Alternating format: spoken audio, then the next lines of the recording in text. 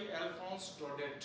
ध्यान रखिएगा ये लास्ट लेसन जो नाम है, तो ये लास्ट लेसन नहीं है आपकी बुक का, ये 9वां चैप्टर है आपकी बुक का, 9th चैप्टर है, और इसके बाद 10th और 11th चैप्टर भी आप पढ़ेंगे, तो यही आपका अंतिम अध्याय नहीं होगा।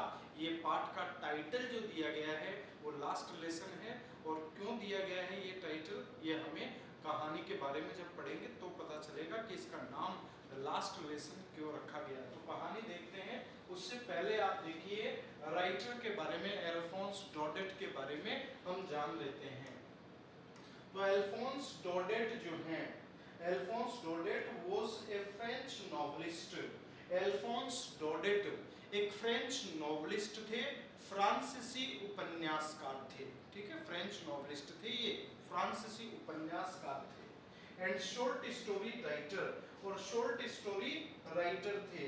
तो अल्फोंस डोडेट एक फ्रेंच नॉवेलिस्ट और शॉर्ट स्टोरी राइटर थे, एंड हैज और रखते हैं मोर देन 3 डजन, 3 डजन से भी ज्यादा वर्क्स यानी रचनाएं ऑफ लिटरेचर, लिटरेचर के साहित्य की 3 दर्जन से भी अधिक रचनाएं ये रखते हैं।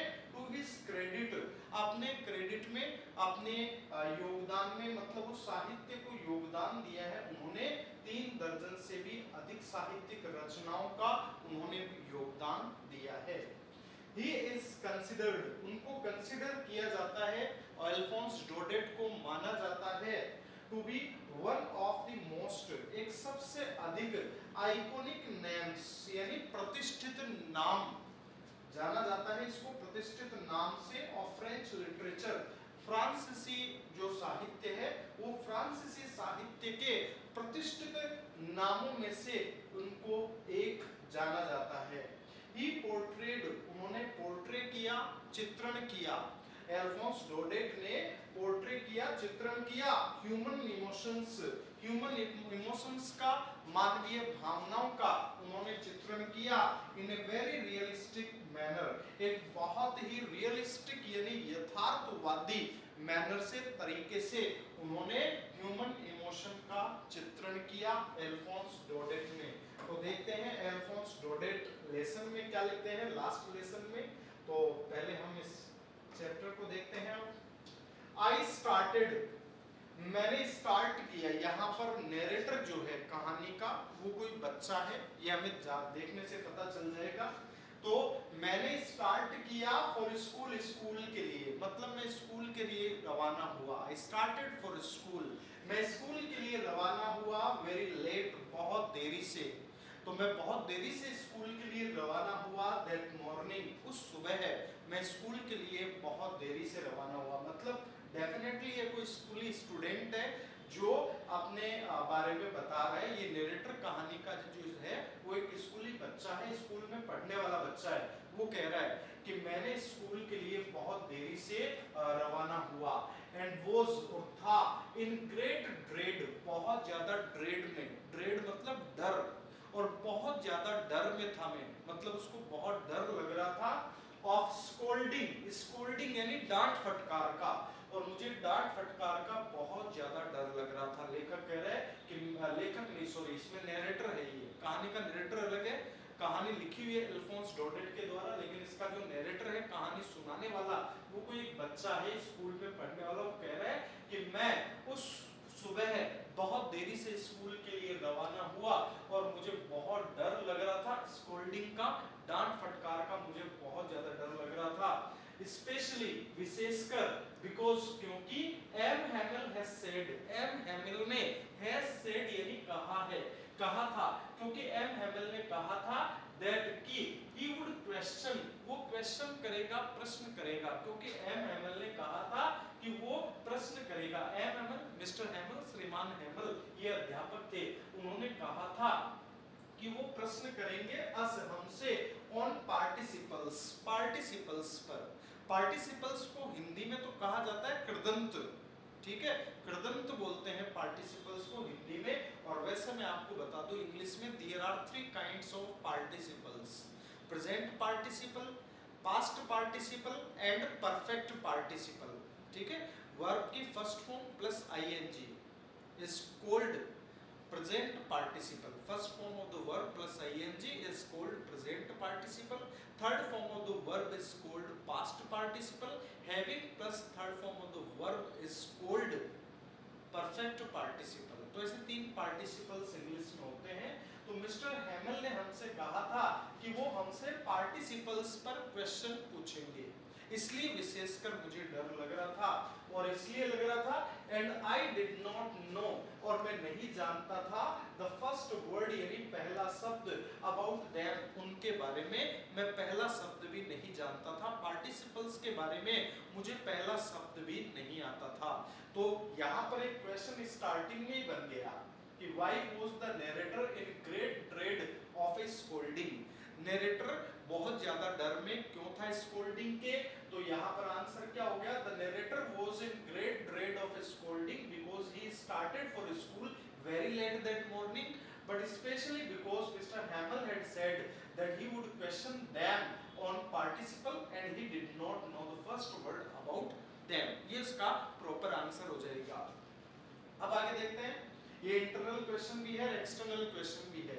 स्टार्टिंग का क्वेश्चन बन गया, फॉर ए मोमेंट, एक पल के लिए, आई थॉट, मैंने सोचा था, ऑफ रनिंग अवे, भाग जाने के बारे में, एक पल के लिए मैंने भाग जाने के बारे में सोचा था, एंड स्पेंडिंग, और स्पेंडिंग यानी बिताने के, द डे, दिन, आउट ऑफ डोर्स, मतलब दरवाजे से बाहर, दरवाजे से बाहर मतलब घर से बाहर मैंने दिन बिताने का सोचा था।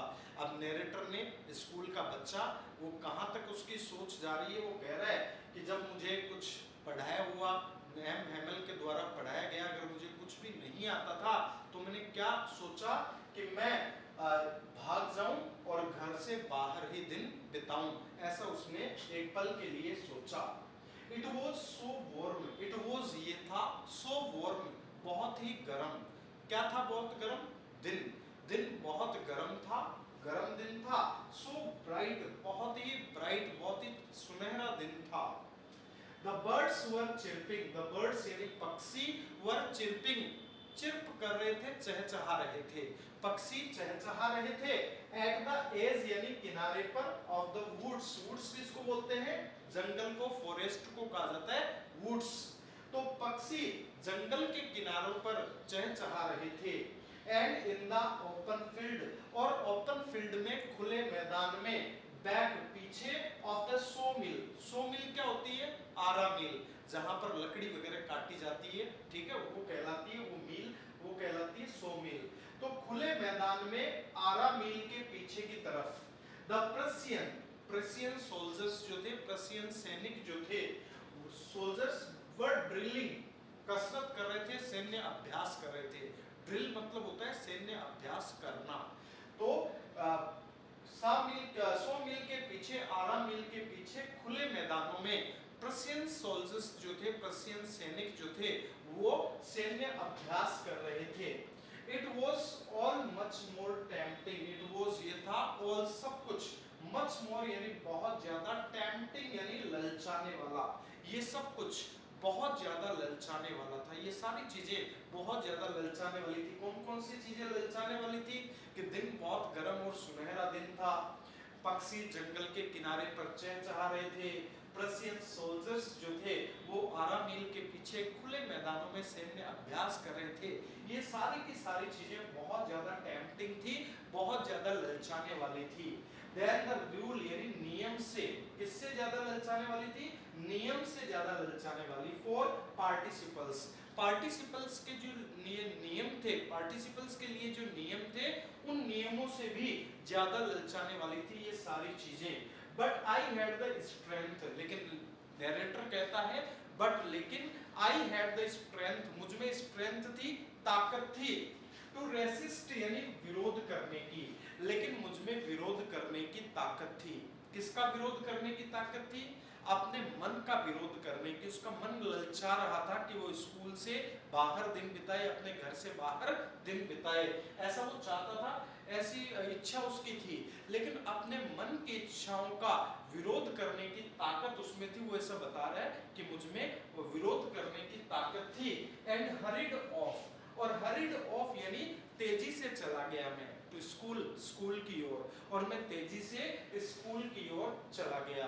तो आखिरकार नरेटर स्कूल जाने के लिए अपने मन को उसने मना लिया कि उसको स्कूल जाना है और वो स्कूल जाकर के रहेगा। ऐसा उसने पूरी तरह से सोच लिया था, अपने मन का विरोध करने में वो कामयाब हो गया, जिसमें हालांकि कोई भी कामयाब नहीं हो पाता है, अपने मन का विरोध नहीं कर पाता है, लेकिन नरेटर कह रहा है कि मैं अपना मन का विरोध करने की मुझ में ताकत थी, तो मैं तेजी से स्कूल चला गया। When I passed, नरेटर कहता है when I passed, जब मैं पास हुआ, गुजरा, the town hall, town hall किसको बोलते हैं? सभागार को। टाउन हॉल बोलते हैं सभागार को। सभागार क्या होता है?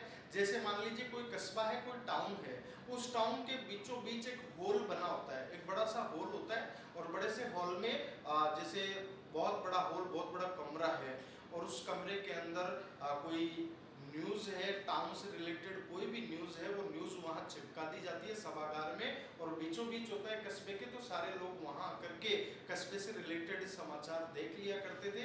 ये उस ज़माने में हुआ करता था जिस ज़माने में न्यूज़पेपर वगैरह मुश्किल से लोगों को मिलते थे।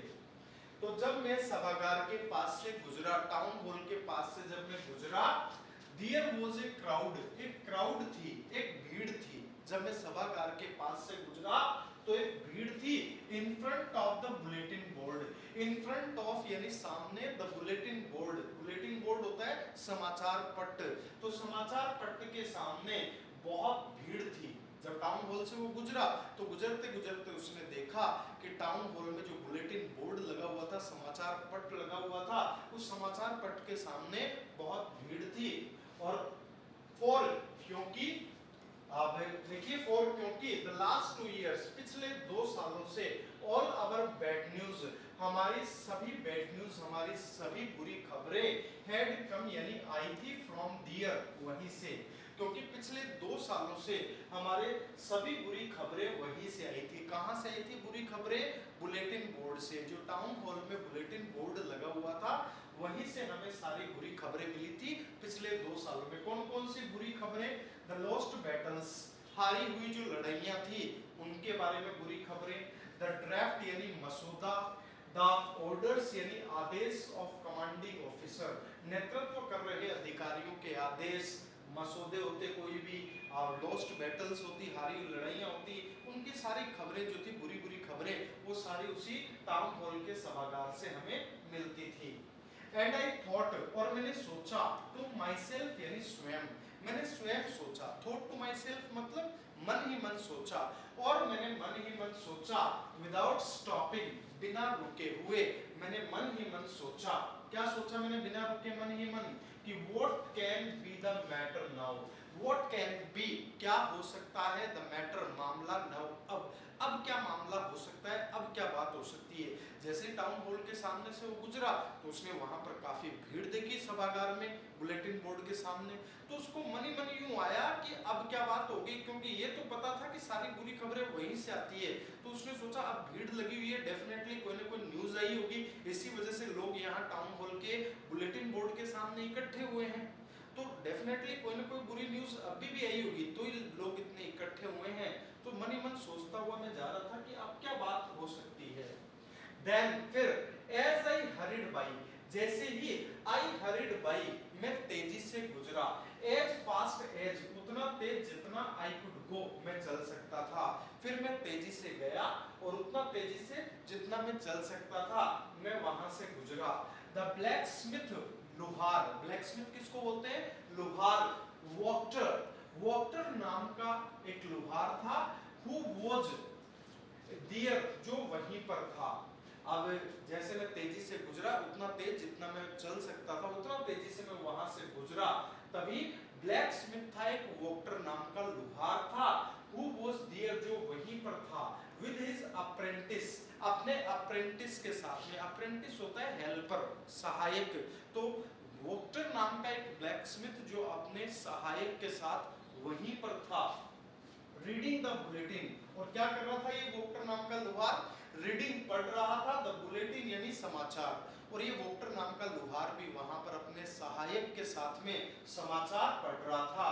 उस वोक्टर नाम के ब्लैकस्मिथ ने कॉल्ड आफ्टर मी, कॉल्ड यानी पुकारा, आफ्टर मी, आफ्टर यानी पीछे से, मी मुझे, उसने मुझे पीछे से पुकारा। वोक्टर नाम के लुहार ने जो वहां पर अपने अप्रेंटिस के साथ था, उसने मुझे पीछे से पुकारा। और क्या कहा उसने पीछे से पुकारते हुए? डोंट गो, मत चलो, सो फास्ट, इतना तेज मत चलो, इतना तेजी से मत जाओ, बब, बब किसको बोलते हैं? बॉय को, लड़के को। तो वो क्या कह रहा है कि डोंट गो सो फास्ट बब, लड़के इतना तेज मत चलो। You will get to your school, you will get, तुम पहुंच जाओगे, to your school, अपने स्कूल में, तुम अपने स्कूल में पहुंच जाओगे, in plenty of time, plenty of time यानी पर्याप्त समय में तुम अपने स्कूल पहुंच जाओगे, काफी समय है अभी, तुम आराम से अपने स्कूल पहुंच जाओगे, इतना तेज मत चलो लड़के। ऐसा उस वोक्टर नाम के लुहार ने उस नरेटर से, उस स्कूल बॉय से कहा। तो अब वो स्कूल बॉय क्या सोचता है, नरेटर क्या सोचता है? वो कह रहा है आई थॉट, मैंने सोचा, he was making fun of me, he was making, वो बना रहा था, फन, मजाक, ऑफ मी, मेरा। अब मैंने सोचा, मुझे लगा कि वो मेरा मजाक उड़ा रहा था। कौन? वो वोक्टर नाम का लुहार मेरा मजाक उड़ा रहा था कि भाई इतना तेज मत चल, स्कूल बहुत टाइम में, अभी आराम से पहुंच जाएगा। तो मुझे लगा कि वो मेरा मजाक उड़ा रहा था। एंड रीच्ड, और मैं पहुंच गया, M हेमल्स little garden, M Hemal के लिटिल गार्डन में, छोटे से बगीचे में मैं पहुंच गया। All out of breath, all out of breath मतलब सारी सांस बाहर निकालते हुए, और सारी सांस बाहर निकालना मतलब हाँफते हुए। ऑल आउट ऑफ ब्रेथ मतलब होता है पैंटिंग, हाँफते हुए मैं एम हेमल के लिटिल गार्डन में पहुंच गया। मतलब एम हेमल जो स्कूल थी, वो बता रहा है कि उस स्कूल के बाहर एक छोटा सा बगीचा भी था, और मैं उस बगीचे तक पहुंच गया था, हाँफते हुए पहुंचा। अब वो क्या कहता है आगे देखो, usually when school began, usually सामान्यतया, व्हेन स्कूल बिगेन, जब स्कूल बिगेन यानी शुरू होता था, सामान्यतया जब स्कूल शुरू होता था, there was a great bustle, there was होता था ए ग्रेट बशल, ए ग्रेट यानी बहुत ज्यादा, बशल मतलब होता है शोर शराबा। सामान्यतया जब स्कूल शुरू होता था तो वहां काफी शोर शराबा होता था। which could be heard, which जिसे could be heard यानी सुना जा सकता था, जिसे सुना जा सकता था, आउट बाहर, इन द स्ट्रीट यानी गली में, जिसको बाहर गली में भी सुना जा सकता था। सामान्यतया जब स्कूल शुरू होता था, और दिनों में जब स्कूल शुरू होता था तो और दिन स्कूल में क्या होता था, बहुत शोर शराबा होता था, और ये शोर शराबा बाहर गली तक भी सुनाई देता था। और कैसा शोर शराबा स्कूल में होता था वो भी देख लेते हैं। यूजुअली जब स्कूल शुरू होता था तो क्या क्या स्कूल में होता था? The opening and closing of desks, the opening यानी खोलना, एंड क्लोजिंग और बंद करना ऑफ डेस्क, डेस्क का खोलना और बंद करना। डेस्क होती है ना, टेबल होती है, टेबल के अंदर जो दराज होती है, वो दराज वाली टेबल को हम बोलते हैं डेस्क। तो डेस्क के खोलने और बंद करने की आवाजें, वो दराज से होते हैं, उनको खोलते थे और बंद करते थे बच्चे, तो उन दराजों की आवाजें होती थी, उन डेस्क की आवाजें होती थी, डेस्क के खोलने और बंद करने की आवाजें आती थी। Lessons repeated in unison, lessons यानी अध्याय, रिपीटेड यानी दोहराए जाते, इन यूनिजन, यूनिजन मतलब एक स्वर में, एक स्वर में जो अध्याय दोहराए जाते थे उनकी आवाज आती थी। जैसे छोटे छोटे बच्चे नहीं होते, A double P L E Apple means same, ऐसे जोर जोर से फिर एक साथ बोलते हैं सारे बच्चे, तो वो होता है लेसन्स रिपीट करना यूनिजन में, एक स्वर में, तो उनकी आवाजें आती थी। डेस्क के खोलने और बंद करने की आवाजें, अध्याय एक स्वर में दोहराए जाने की आवाजें। वेरी लाउड, और ये अध्याय कैसे दोहराए जाते थे एक स्वर में? वेरी लाउड, बहुत जोर से, बहुत ऊंची आवाज में दोहराए जाते थे। विद आवर हैंड्स, हमारे हाथ जो थे, ओवर आवर ईयर्स, हमारे कानों पर रखने पड़ते, हमें अपने हाथ अपने कानों पर रखने पड़ते, टू अंडरस्टैंड यानी समझने के लिए, बेटर अधिक अच्छे से। अब इतनी ऊंची ऊंची आवाज में छोटे छोटे बच्चे अपने लेसन्स रिपीट करते थे कि हमें अपने कानों पर अपने हाथ रखने पड़ते थे उनकी आवाज को अधिक अच्छे से समझने के लिए। जब बहुत जोर जोर से बच्चे बोलते हैं तो उनकी आवाज समझ में नहीं आती कि क्या बोला जा रहा है, फिर उस कानों पर हाथ रखते हैं तब समझ में आता है कि हाँ तब सब पता चलता है कि ये क्या बोल रहे हैं बच्चे। तो हमें अपने हाथ जो थे वो कानों पर रखने पड़ते थे उनकी बातों को, उनकी आवाजों को अच्छी तरह से समझने के लिए। तो इसकी आवाजें आती थी। And the teacher's great ruler, और टीचर का, अध्यापक का ग्रेट रूलर यानी बड़ा सा डंडा, एक भारी डंडा, अध्यापक का भारी डंडा, रैपिंग यानी पटकते हुए ऑन द टेबल, मेज पर। तो मेज पर अध्यापक का भारी डंडा पटकते हुए उसकी आवाजें आती थी, डंडे की आवाज आती थी। अध्यापक का डंडा जो था वो मेज पर पटकता तो उस डंडे की आवाजें सुनाई देती थी। तो इतनी सारी आवाजें, स्कूल की आवाजें, यूजुअली जब स्कूल शुरू होता था तो ये सारी आवाजें सुनाई देती थी गली में बाहर तक। कौन कौन सी आवाजें? What sounds could be heard, यहाँ पर एक क्वेश्चन बनता है, what sounds could be heard when the school began, जब स्कूल शुरू होता था तो कौन कौन सी आवाजें सुनाई देती थी? तो पहली आवाज तो opening and closing of desk, ठीक है, पहली आवाज तो आ गई opening and closing of desk. और दूसरी आवाज लेसन्स रिपीटेड इन यूनिजन, ये दूसरी आवाज होती थी, एक स्वर में जब लेसन्स रिपीट किए जाते तो उनकी आवाजें। और तीसरी आवाज the teacher's great ruler rapping on the table. तो ये इस टाइप की आवाजें यूजुअली जब स्कूल शुरू होता था तब सुनाई देती थी बाहर गली में। बट नाउ, लेकिन अब, नरेटर कह रहा है लेकिन अब, it was so all so still, it was ये था, ऑल सब कुछ, सो स्टिल यानी बहुत शांत, लेकिन अब ये सब कुछ बहुत ही स्टिल था, शांत था।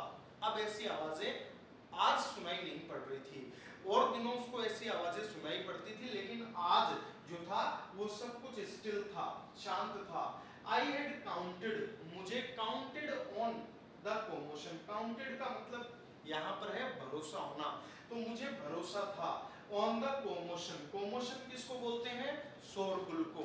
तो मुझे शोरगुल पर भरोसा था, मुझे ऐसा विश्वास था, बिलीव था मेरा कि डेफिनेटली वहां पर कॉमोशन होगा, शोरगुल होगा, और दिनों की तरह वहां पर बच्चे शोरगुल कर रहे होंगे, टीचर अपने रूलर को पटक रहा होगा, डेस्क के खोलने बंद करने की आवाजें आ रही होंगी, बच्चे अपने लेसन्स रिपीट कर रहे होंगे यूनिजन में।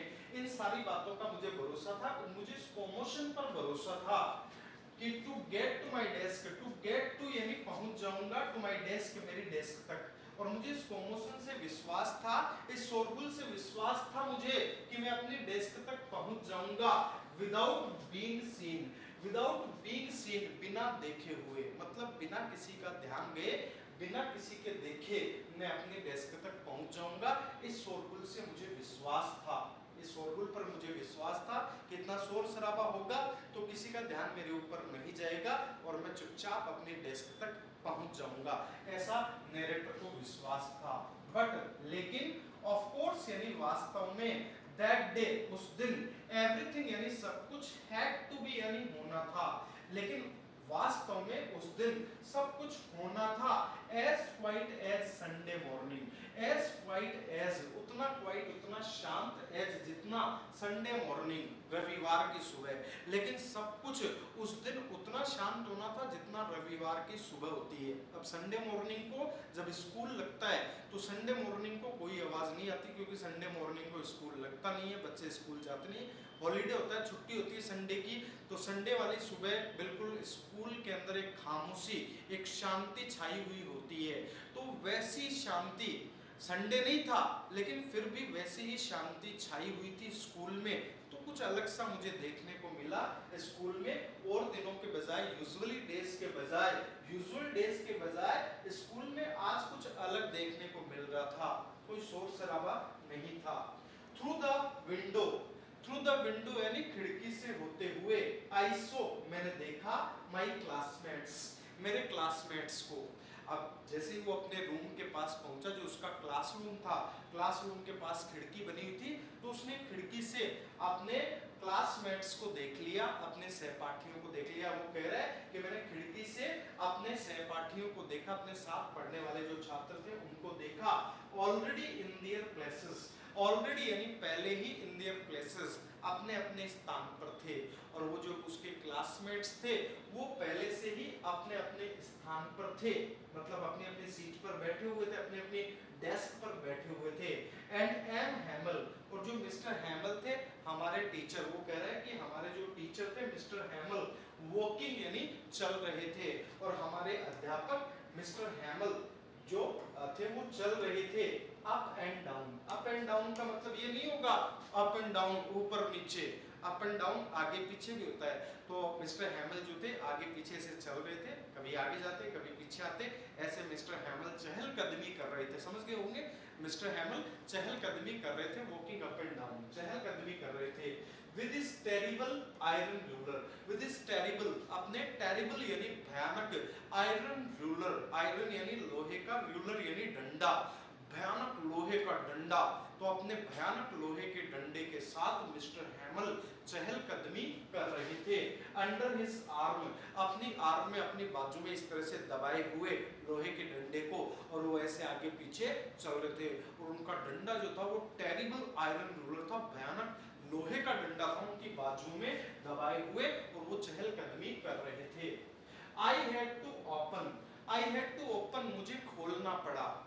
क्या खोलना पड़ा? द डोर, दरवाजा, मुझे दरवाजा खोलना पड़ा। नरेटर कह रहा है कि मुझे दरवाजा खोलना पड़ा, एंड गो, और जाना पड़ा, इन, अंदर, बिफोर एवरीबॉडी, बिफोर यानी सामने, एवरीबॉडी यानी प्रत्येक व्यक्ति, जो प्रत्येक व्यक्ति क्लास में उपस्थित था उनके सामने मुझे जाना पड़ा, दरवाजा खोलना पड़ा, और अंदर मुझे क्लास में प्रत्येक व्यक्ति के सामने जाना पड़ा। यू कैन इमेजिन, आप इमेजिन कर सकते हैं, आप कल्पना कर सकते हैं, हाउ आई ब्लश्ड, मैं कैसे ब्लश हो गया था। ब्लश का मतलब होता है शर्म से लाल होना, शर्म से लाल होना,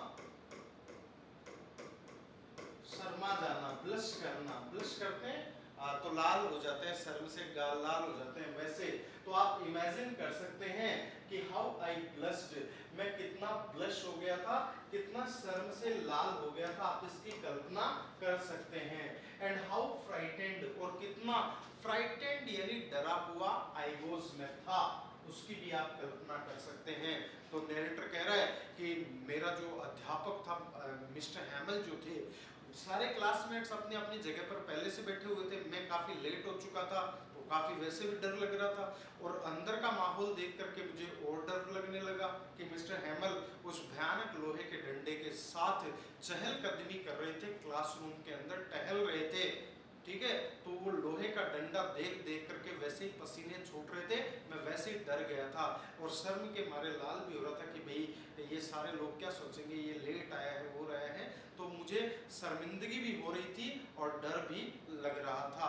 अब देखते हैं क्या एम हैमल उस बच्चे की पिटाई करते हैं, उस लोहे के डंडे से उसको पीटते हैं या नहीं पीटते हैं, क्या होता है उस लड़के के साथ में, ये हम अगली क्लास में पढ़ेंगे। तब तक के लिए it's all from my side, nice meeting you, hasta la vista.